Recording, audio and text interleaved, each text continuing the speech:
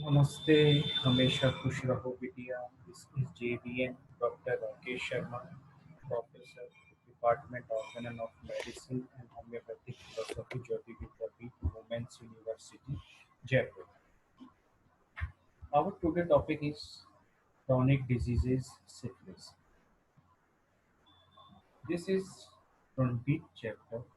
In last chapter 18 and 19, we discussed about SORA. So let's move to chapter 20, Kant's philosophy. There are some generals that connect to this disease under homeopathic treatment. It can be found from books what to expect in this disease. For example, the many syphilitic eruptions in all their different manifestations as to time and color. In regard to the prodromal period, it is well to remember that it is usually from 12 to 15 days, but it is sometimes as late as 50 or 60 days. Before going, uh, before going forward, I want to give some basic knowledge about syphilis. There are basically two types of miasm, that is the non-venereal and venereal miasm. Non-venereal miasm is SORA and venereal miasm are syphilis and psychosis. Means these miasms are basically the result of impure ocean. So the prodromal period, that is about from 12 to 15 days to 50 to 60 days. Some acute miasm or a bad cold or a drag disturbing the economy may prevent the external manifestations and prolong the prodromal period. But it is usually from 12 to 15 days. Means the prodromal period is generally from 12 to 15 days, but in some cases it prolongs up to the 50 to 60 days. In some cases, in some rare cases.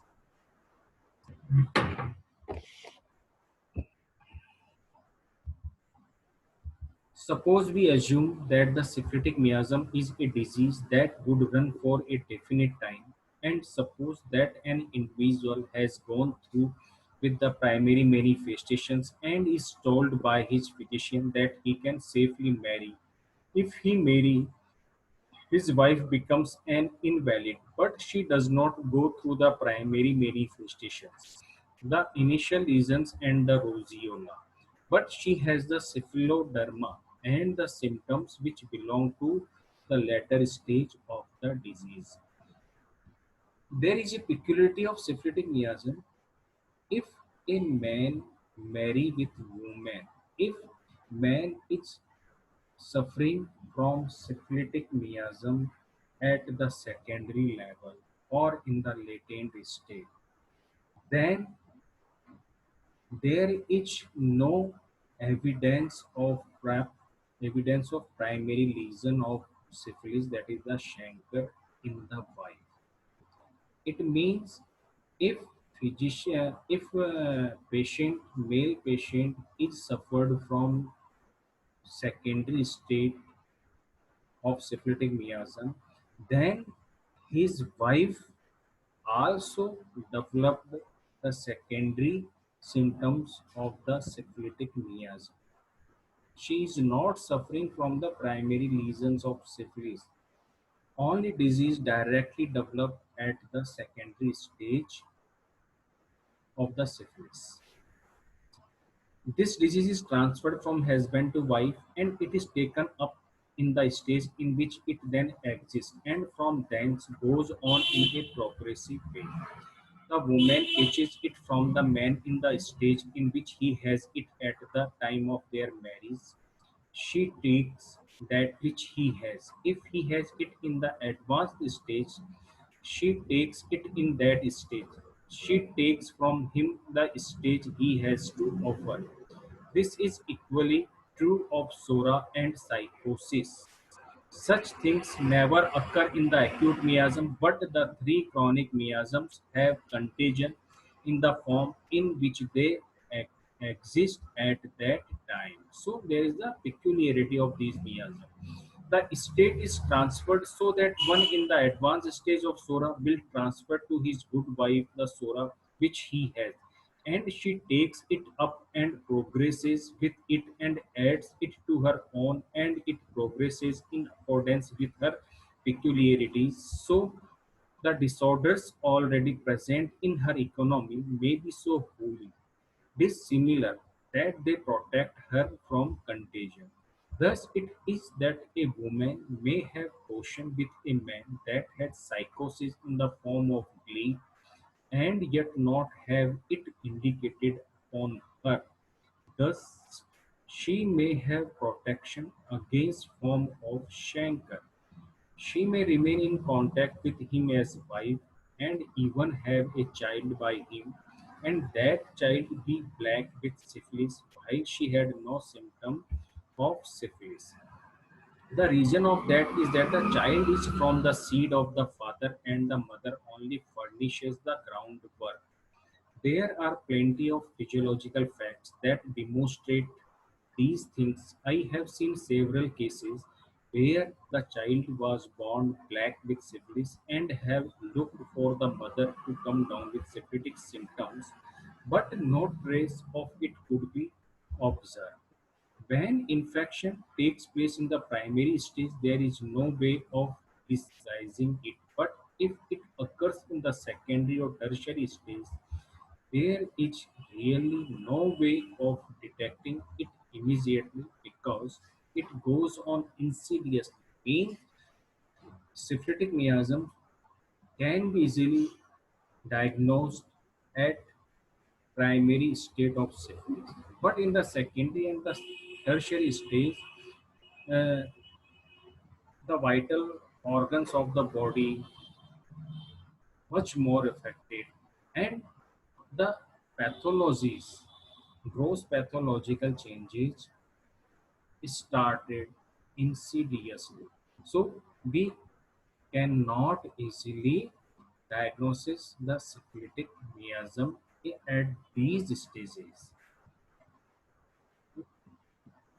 If the husband has the primary sore will manifest itself in the wife. But if he gives the disease to his wife in the tertiary stage, with every manifestation suppressed or passed by, then you will not be able to know whether she has taken the disease or not.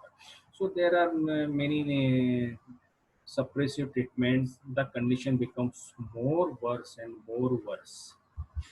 We have already seen in the studying the organ that when the diseases are dissimilar to each other, one repels the other. So that if the woman had something in her economy in the form of a chronic disease, perhaps a physical condition, she will be protected. The organic results are such that the body is overwhelmed with dye disease that it already has, and hence she is protected.